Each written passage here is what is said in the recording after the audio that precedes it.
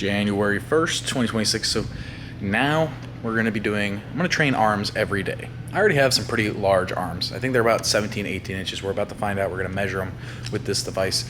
But what happens if I train arms every day for a month? Are they going to get bigger? What if I do this while I'm in a deficit? Am I going to have better results? Are the heads of my tricep and bicep going to be popping, more vascular? Is it all about the calorie count? Am I going to even be able to train arms every day without injuring myself? We're going to find out. Can you help me measure my arms? Oh, you made it. Middle collapse again. 17 and a half? 17 and a half? No. 18 and 8 on the right arm. What the fuck? Those are our measurements for the first day. Time to get injured. So for the first day, I wanted to get kind of a baseline test of how many reps I could perform at a certain weight. And so here I'm taking 45-pound dumbbells, and I got 7 reps with a supinated hand before I had to resort to hammer curls. So that'll be our baseline. 4, 5. Up. Hold it.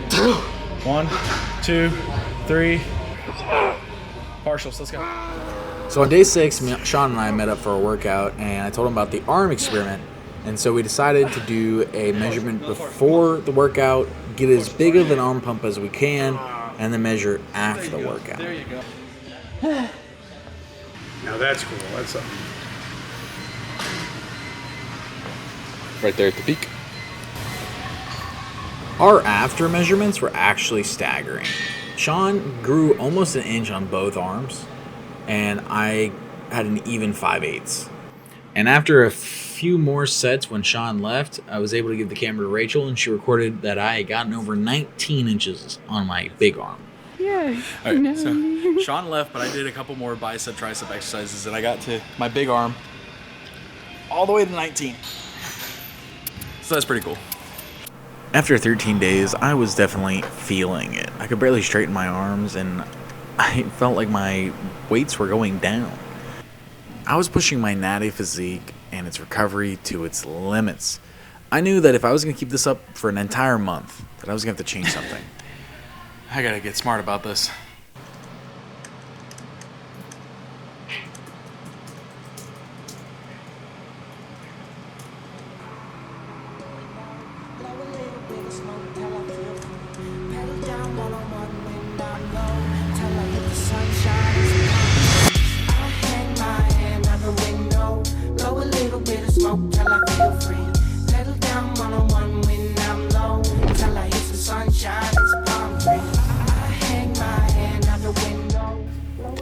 I started to cycle my training focus and distribute it evenly between all the parts of the arms. One day would be a focus on stretching the long heads with overhead triceps and incline dumbbells, and the next would be focused on contractions with the short heads via concentration curls and tricep pushdowns.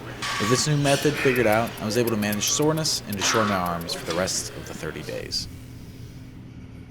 We actually made some gains. So it looks like my small arm was 17 and 5/8, and now if I really flex, I think we're getting 7/8, over 3/4 though, for sure. Does that look right? I don't know. It looks like it's on the peak, but it's also not. It's not as big. It looks like I'm getting 17 and 7/8. Wait a minute, is that the same as this one? Are they the same exact thing now? Oh shit. Okay, so 17 and 7/8 on both arms, which is pretty fucking cool, especially now that I've lost a substantial amount of weight during this month. I feel like my arms are looking more even than before. With the measurements done, there was one last thing to do, and that was to check if I had gotten stronger. So in the end, I may not have gotten an all-time bigger arm, which I wasn't planning on it since I was in a steep deficit, but I'm thoroughly surprised with my asymmetries balancing out, and one thing I'm definitely noticing is during this experiment, my strength flew through the roof. Day 1, I was able to get only 7 controlled reps with the 45s, and on day 30, I was able to do 12.